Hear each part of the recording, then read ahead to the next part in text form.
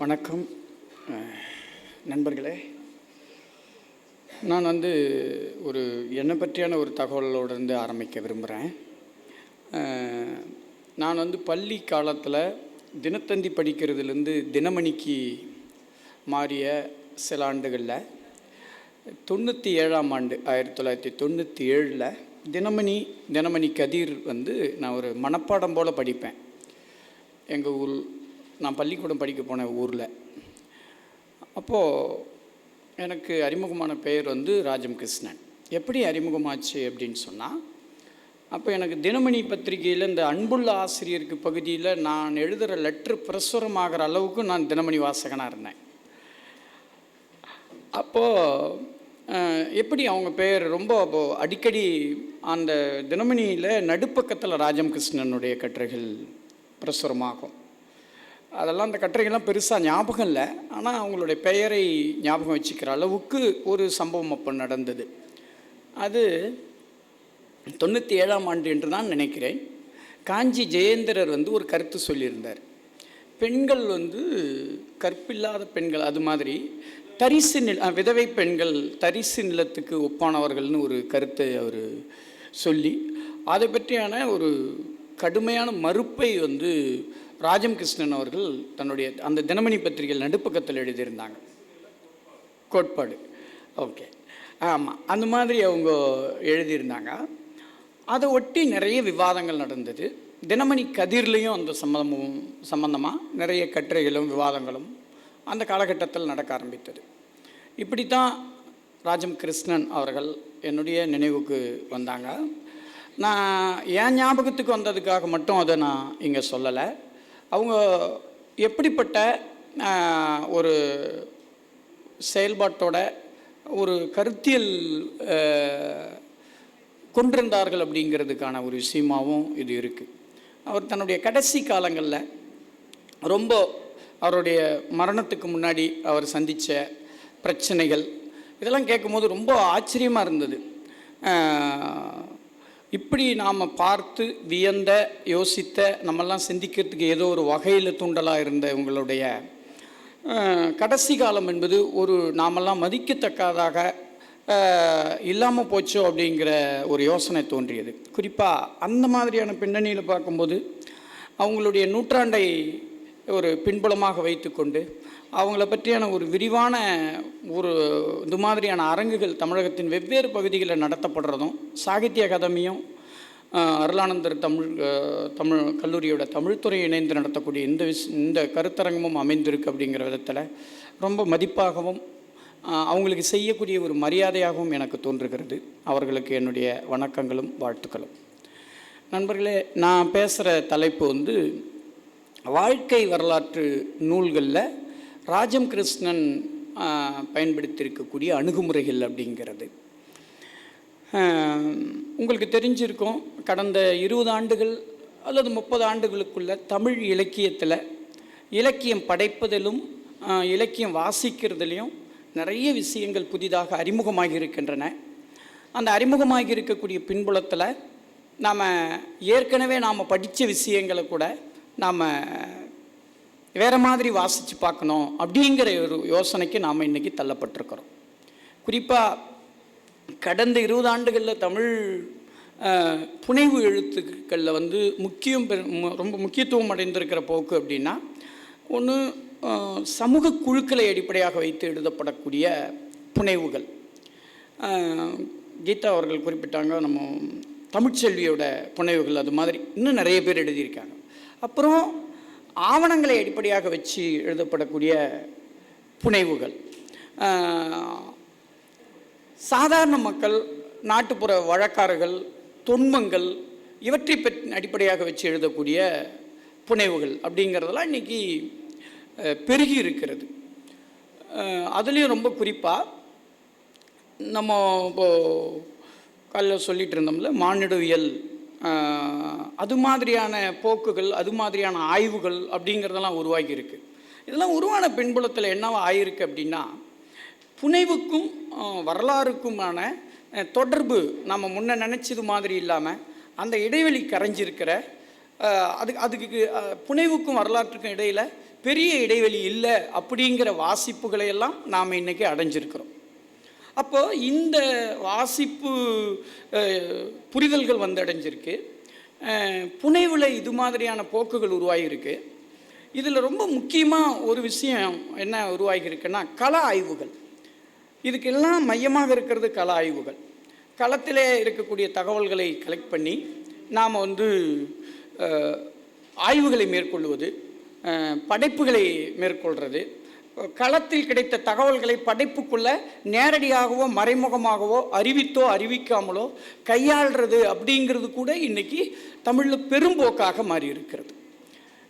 இப்போ இந்த நிகழ்ச்சியில் பேச இருக்கக்கூடிய நிறைவு அற்றக்கூடிய சு. வெங்கடேசனுடைய 2 நாவல்களும் கிட்டத்தட்ட அது மாதிரியான, குறிப்பாக முதல் நாவல் காவல் கோட்டம் இந்த பகுதியில் இருக்கக்கூடிய வழக்காறுகளையும் ஆவணங்களையும் கலெக்ட் பண்ணி அதன் அடிப்படையில் எழுதப்பட்ட ஒரு புனைவாக இருக்கிறது.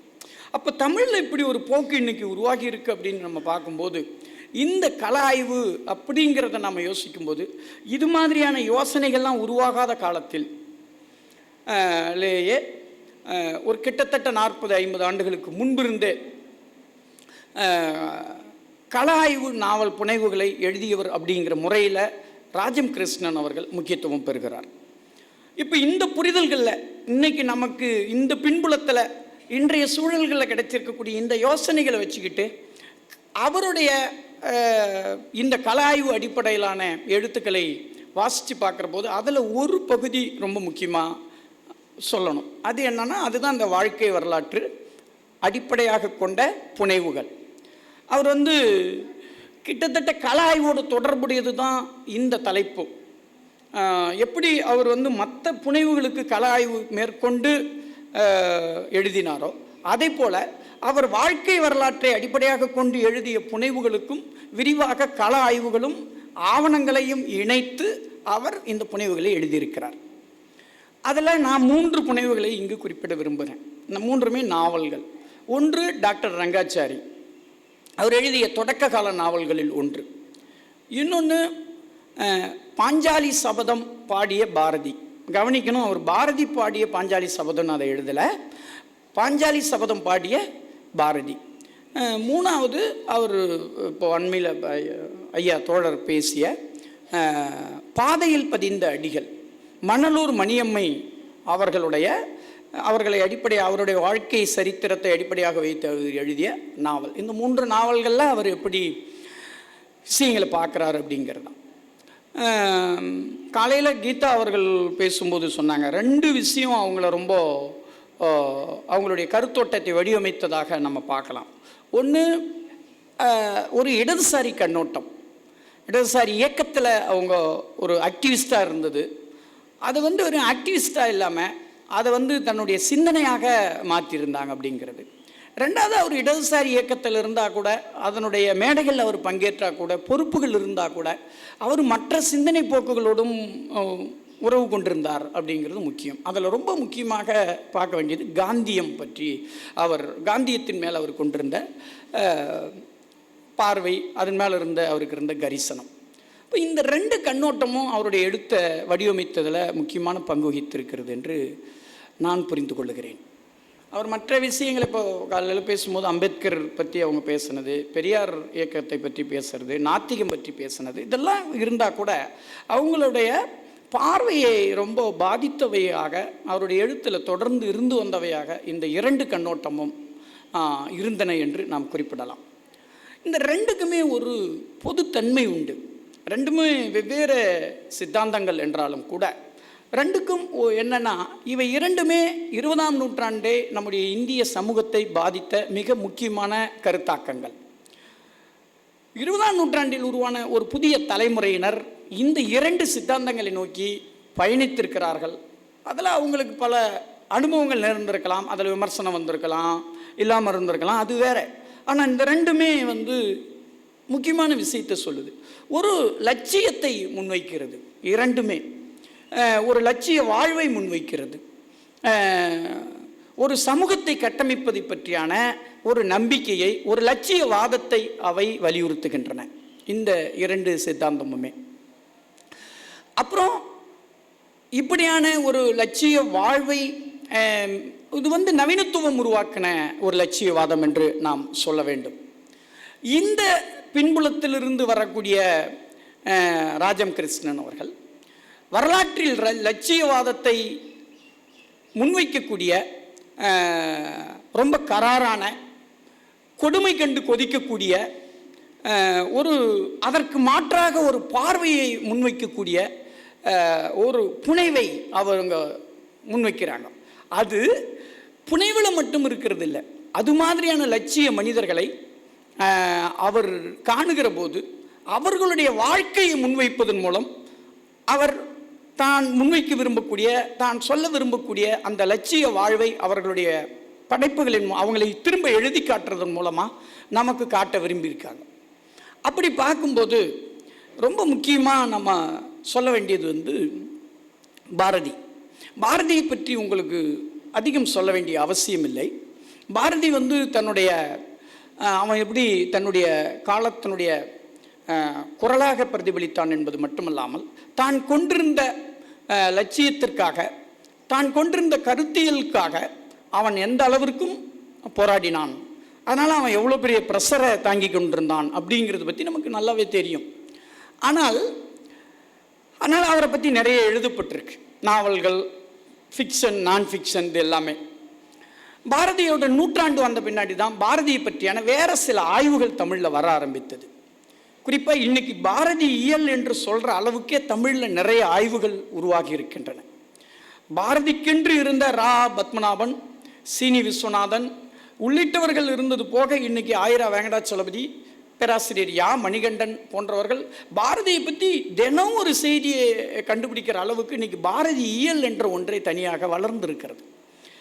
இதெல்லாம் வளராத ஒரு காலகட்டத்தில் தனக்கு கிடைத்த சோர்ஸை வச்சுக்கிட்டு அப்போது பாரதியை பற்றி வந்திருந்த நூல்களை அடிப்படையாக வைத்துக்கொண்டு அப்புறம் பாரதி பற்றியான கள ஆய்வுகளை மேற்கொண்டு அவர் எழுதிய அந்த நாவல் தான் அந்த பாஞ்சாலி சபதம் பாடிய பாரதி என்பது.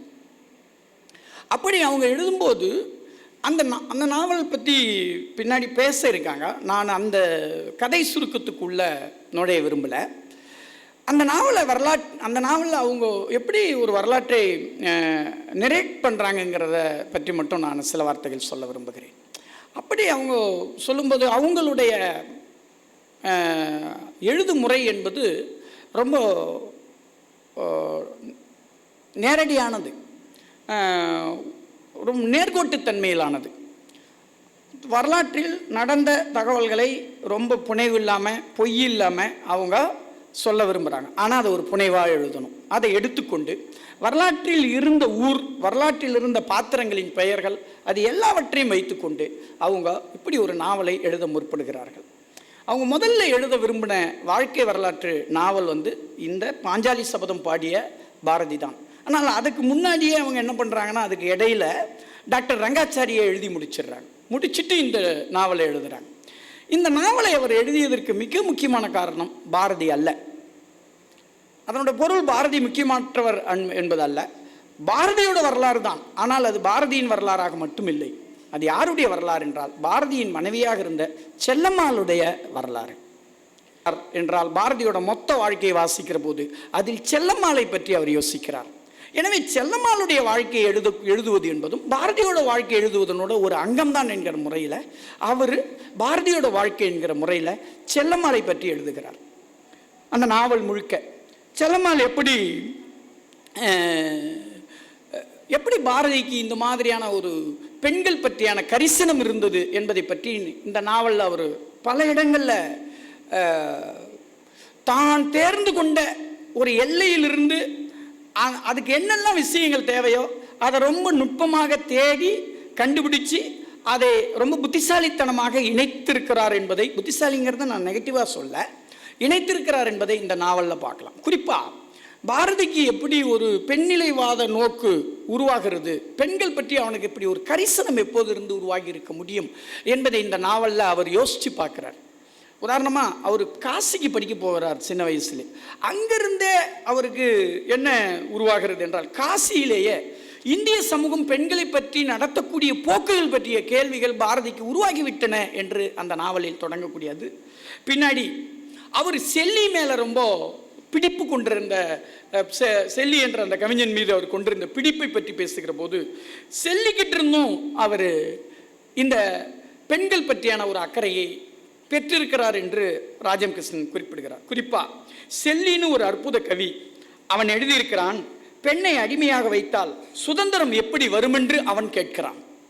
இப்படி காசியில் அவர்கிட்ட தொடங்கக்கூடிய அந்த கேள்வி, பெண்கள் பற்றியான அந்த கேள்வி செல்லி தொடங்கி அப்புறம் சக்கரவர்த்தினி என்கிற மாதர் பத்திரிகையை ஆரம்பிக்கிறதுல வந்து பின்னாடி செல்லம்மாளை அவர் கூட்டிகிட்டு வந்து சென்னையில் குடியமர்த்திய போது செல்லம்மாளுக்கு உதவியாக வரக்கூடிய சக்கரை செட்டியாருடைய அண்மையில் காலமான வசந்தி தேவியோட தந்தையார், அவங்களுடைய துணைவியார் வந்து உதவியாக இருக்கிறத பற்றி அவங்க எழுதும்போது அவங்கள கிறிஸ்துவ வாத்தியார் அம்மா என்று அவர் குறிப்பிடுகிறார். அவங்க மூலமாக அவங்கக்கிட்ட ஏற்படக்கூடிய உரையாடல், இது மாதிரியான விஷயங்கள் எப்படி பெண்கள் ஜாதி மதம் பாராமல் ஒன்று சேர வேண்டும் என்பதை தன்னுடைய செல்லம்மாளுக்கு அவர் எடுத்து சொல்லக்கூடிய இந்த விதம், அப்புறம் சரளாதேவி, அப்புறம் அவர் கொல்கத்தாவில் நிவேதிதாவை சந்திக்கிறது, இப்படியான எல்லா தகவல்களையும் இந்த நாவலுக்குள்ள ஒன்று விடாமல் அவர் கொண்டு வந்து சேர்க்கிறார்.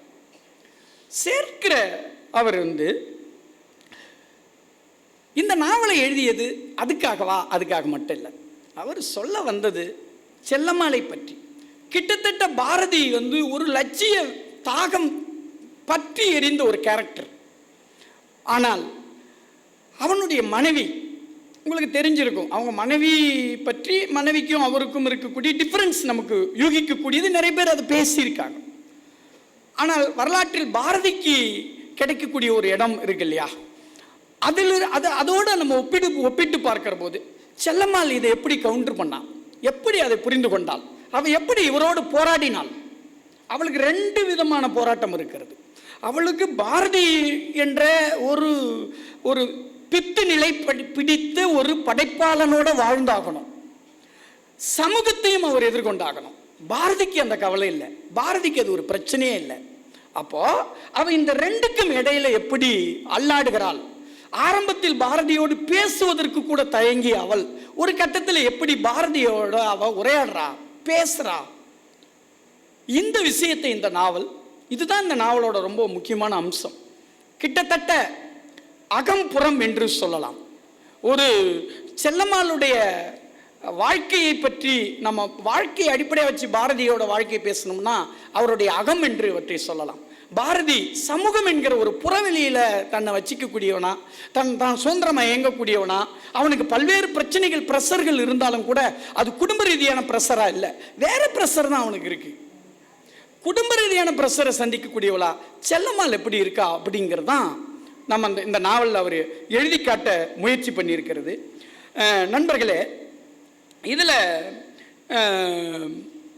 இந்த நாவலை எழுதுவதற்கு ரெண்டு காரணம் என்று சொல்கிறாங்க. ஒன்று, பாரதியார் பாஞ்சாலி சபதத்தை எழுதியது. ரெண்டாவது, இந்த நாவல் பாரதியோட வரலாற்றை சொல்லுவதாக நினைத்திருந்தால் எங்கே முடிஞ்சிருக்குன்னா பாரதி செத்ததோடு முடிஞ்சிருக்கணும். ஆனால் இந்த நாவல் அங்கே முடியல. பாரதி இறந்ததுக்கு பின்னாடி இருக்கக்கூடிய கடைசி அத்தியாயம் தான் இந்த நாவலோட உச்சம் அல்லது தனித்துவம் என்று குறிப்பிட வேண்டும். என்ன நடக்கிறது?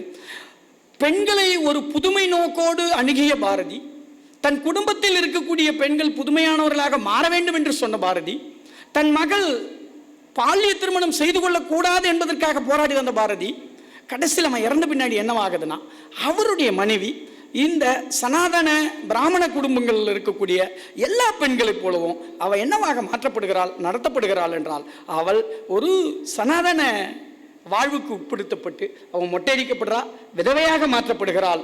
அப்படிங்கிறது தான் இந்த மற்ற எந்த பகுதியிலும் இல்லாத, மற்ற நாவல்கள் இல்லாத, மற்ற பகுதியில் சொல்லப்படாத விஷயமாக இது இருக்கிறது. இதுதான் இந்த கொந்தளிப்பு தான் என்னை இது எப்படி புரிஞ்சிக்கிறது அப்படிங்கிறது தான் என்னை இந்த நாவலை எழுத தூண்டியது அப்படிங்கிறது தான் ராஜம் கிருஷ்ணன் சொல்லியிருக்கக்கூடிய ஸ்டேட்மெண்ட். பாஞ்சாலி சபதத்தை என்னவா சொல்றாங்கன்னா, பாரதியோட எத்தனையோ படைப்புகளை அவர் சிலாகித்தால் கூட பாஞ்சாலி சபதத்தை ஏன் தனியாக பார்க்குறாங்கன்னா, பாஞ்சாலி சபதம் நம்மளை பொறுத்தளவுக்கு அவர் தேச விடுதலையினுடைய ஒரு பாரத தாயினுடைய ஒரு குறியீடாக பாஞ்சாலியை பார்த்தார் அப்படிங்கிறது. ஆனால் இந்த நாவலில் பாஞ்சாலி சபதத்தை ஒரு படி மேலே கொண்டு போய் நிறுத்தினது மட்டும் இல்லாமல் என்னவா சொல்கிறாங்க அப்படின்னா, ராஜம் கிருஷ்ணன் பாரதி ரொம்ப தனக்கு பிடித்த படைப்பாக பார்த்துருக்கிறது பாஞ்சாலி சபதத்தை தான். அவன் எழுதின மற்ற நூல்களை வேண்டும் என்று கடிதம் வரும்போது அவர் திட்டுறார்.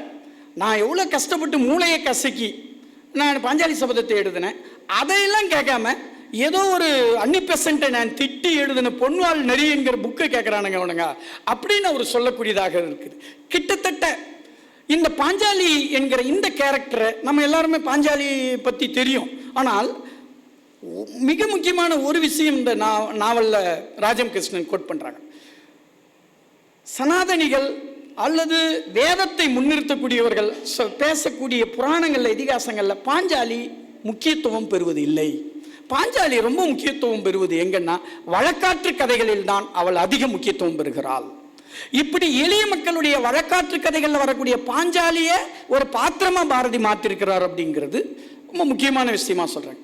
கிட்டத்தட்ட பாஞ்சாலி அந்த பாரதத்தில் போராடக்கூடிய அந்த போராட்டம் இருக்குல்ல, அந்த போராட்டம் வேற யாரும் இல்லை, பாரதியோட போராடிய செல்லம்மாளுடைய போராட்டத்தோட அது ஒப்பிடத்தக்கது. அங்கதான் அங்க முடியுது அந்த நாவலே கிட்டத்தட்ட.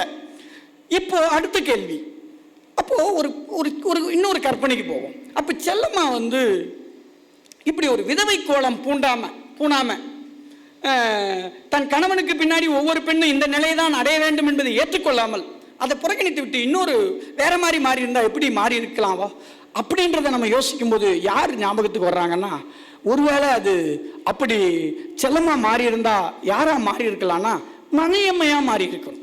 கிட்டத்தட்ட அவளுடைய அடுத்த பொசிஷன் மணியம்மையோட பொசிஷனா இருந்திருக்கணும். மணலூர் மணியம்மை இடதுசாரி அரசியல் இயக்கத்தில் இருந்த ஒரு பெண் மட்டுமல்ல, மிக தொடக்க கால தலைவர்களில் ஒருவர்.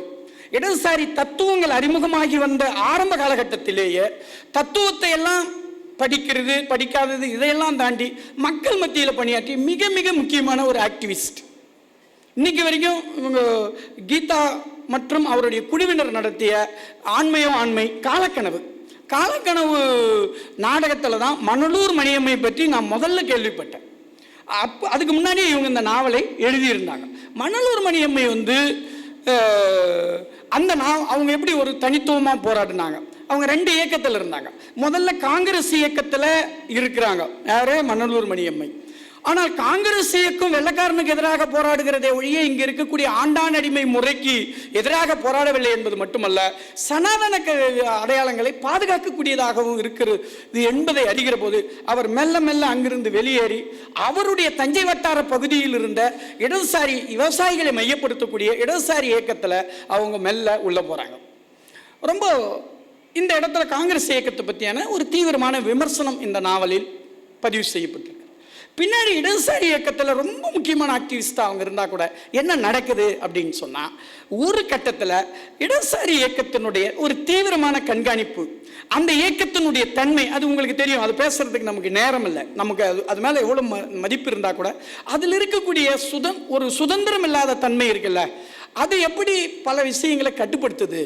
அப்படி கட்டுப்படுத்தும் போது என்ன ஆகுதுன்னா, இவங்களே சந்தேகத்துக்குரியவராக அந்த இயக்கமே மாற்றுகிறது. சந்தேகத்துக்குரியவராக மாற்றப்பட்ட பின்னாலும் அந்த இயக்கத்திற்கு அவங்க வேலை செய்கிறாங்க. ஒரு கட்டத்தில் ஒரு இடத்துக்கு அவங்க போகும்போது ஐயா குறிப்பிட்டது போல மான் பின்னாடி ஒரு கலைமான் குத்தி மான் முட்டி இறந்துட்டாங்க. இப்போ எனக்கு சந்தேகம் வந்துச்சு, இந்த பின்னாடி இருந்து குத்து மானா கட்சியா?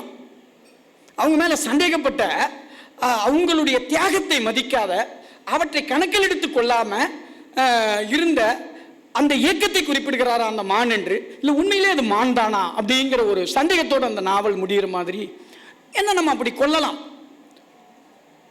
நண்பர்களே, இந்த மணியம்மை பற்றியான எந்த தகவலும் கிடைக்காத போது முழுக்க அவங்க எங்கிருந்து எடுக்கிறாங்க அப்படின்னு சொன்னா, மக்கள் கிட்ட உரையாடி அவங்க கிட்ட இருக்கக்கூடிய ஏராளமான கதைகள், அவங்க வச்சிருக்கிற பெயர்கள், அவங்க கிட்ட இருக்கக்கூடிய பாடல்கள். ஒரு கட்டத்தில் இவங்களுக்கு முதல்ல என்னவா இருக்குன்னா, ஏதோ ஒரு அம்மா இருந்திருப்பாங்க போல, அதை கொஞ்சம் பூஸ்டப் பண்ணி சொல்றாங்கன்ற மாதிரி தோணுது. ஆனால் இவங்க தேட தேட தேட ஒவ்வொரு வீட்லையும் அந்த அம்மா பற்றியான கதைகள் விரிகிறது.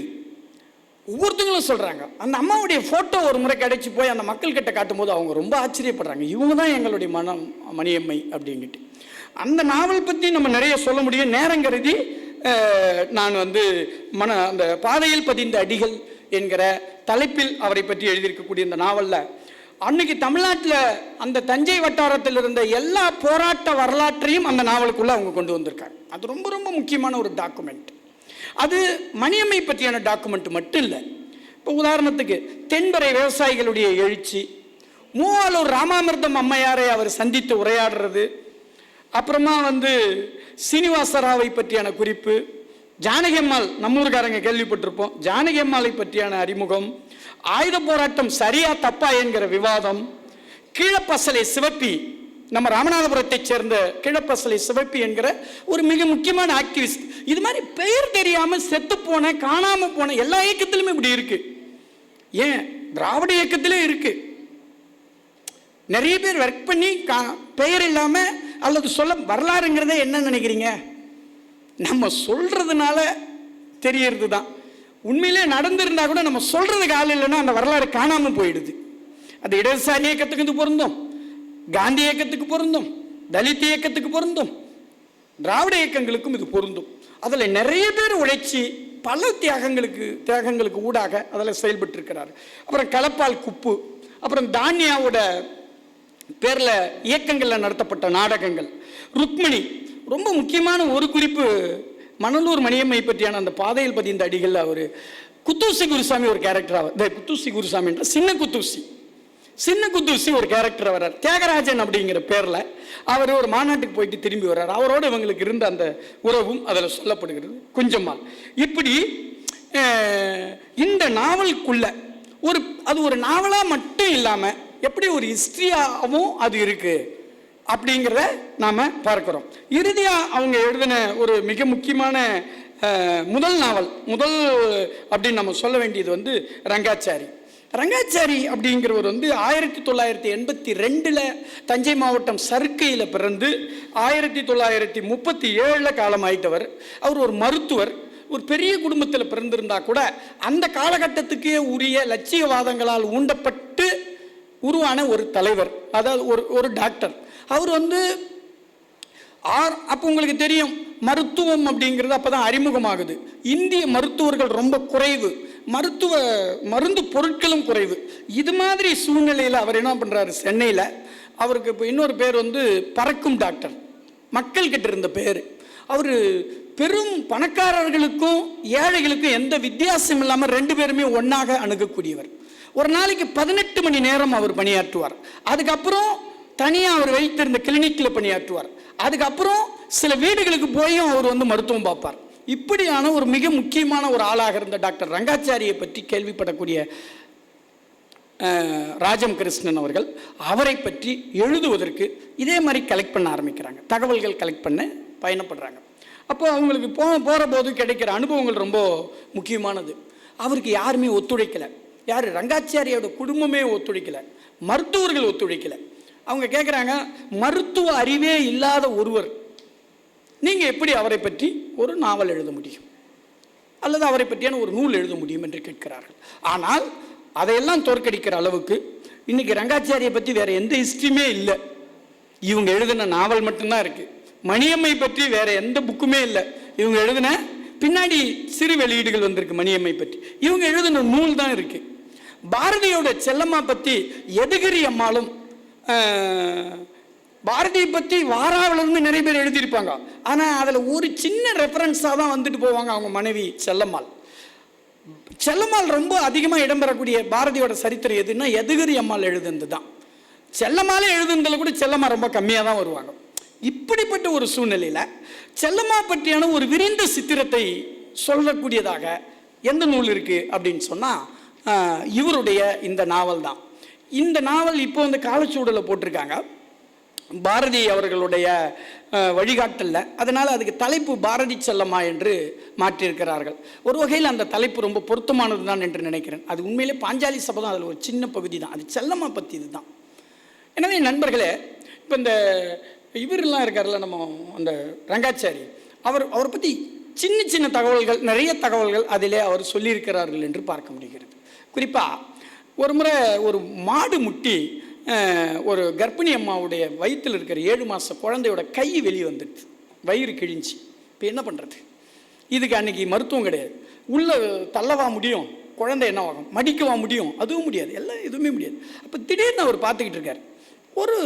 ஒருத்தர் வந்து ரோட்டில் சிகரெட் பீடி பிடிச்சிக்கிட்டு இருக்கார். பீடி பிடிக்கும்போது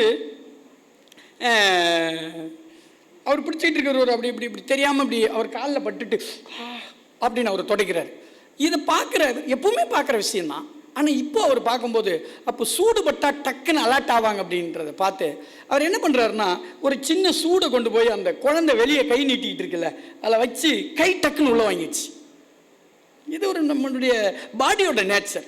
இப்படியான ரொம்ப சுவாரஸ்யமான தகவல்களை எல்லாம் உள்ளடக்கி அவர் இந்த விஷயங்களை எழுதியிருக்கிறார். நண்பர்களே, நான் இப்படி முடிக்கிறேன். தன்னுடைய வாழ்க்கை வரலாற்று அடிப்படையாக கொண்ட நாவல்களில் அவர் எதை செய்திருக்கிறார் என்றால், இதுவரையில் சொல்லப்படாத மனிதர்கள், ஆளுமைகள் சொல்லப்பட்டிருந்தவர்களாக இருந்தாலும் கூட அவர்களை பற்றி சொல்லப்படாத கோணம், பிறகு ஒரு வகையில் கள ஆய்வுகளின் மூலமாக திரட்டப்பட்ட தகவல்கள், சான்றுகள் இல்லாத இடத்தை அவர் வேண்டுமென்றே இட்டு நிரப்பவில்லை. மாறாக அவர் ஏன் இந்த நாவல்களை எல்லாம் எழுதினார் என்றால், ஒரு வகையில் பாரதியை பற்றி அவருக்கு எழுந்த கேள்வி, நான் ரொம்ப முக்கியமாக சொல்லணும் என்னன்னா, பாரதியை பற்றி அவர் எந்த இடத்திலும் மலினப்படுத்தாம, அவருடைய பாத்திரத்தை, வரலாற்று பாத்திரத்தை ரிஜெக்ட் பண்ணாம, செல்லம்மாளுக்கு இருந்த பொசிஷன் என்னங்கிறத தான் அந்த நாவலில் அவர் தேட முயற்சி பண்ணியிருக்கிறார். எனவே ஒரு வகையில் ஒரு வரலாற்றை பார்க்கிற போது, வரலாற்றில் இதெல்லாம் நடந்திருந்தால் எப்படி என்று வரலாற்றை நோக்கி எழக்கூடிய கேள்விகள், விமர்சனங்கள், இவற்றிற்கு விடை தேடுவது அவருடைய வழிமுறையாக இருந்திருக்கிறது. கிட்டத்தட்ட நான் எப்படி பார்க்கிறேன்னா, வரலாற்றை பற்றி அவருக்கு எழுந்த விமர்சனங்கள் இருக்குல்ல, அந்த விமர்சனங்களை தான் அவர் விமர்சனமாக எழுதாம படைப்புகளாக எழுதி பார்த்திருக்கிறார். அது விமர்சனமாக இல்லாமல் புனைவாக மாற்றியிருக்கிறார். நிகழ்ந்தவற்றின் மீதான விமர்சனம் அவருடையது.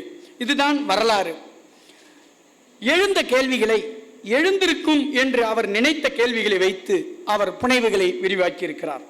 வரலாறு, வழக்காறு, புனைவு என்கிற முறையிலே அவற்றை அவர் விரிவாக்கியிருக்கிறார்.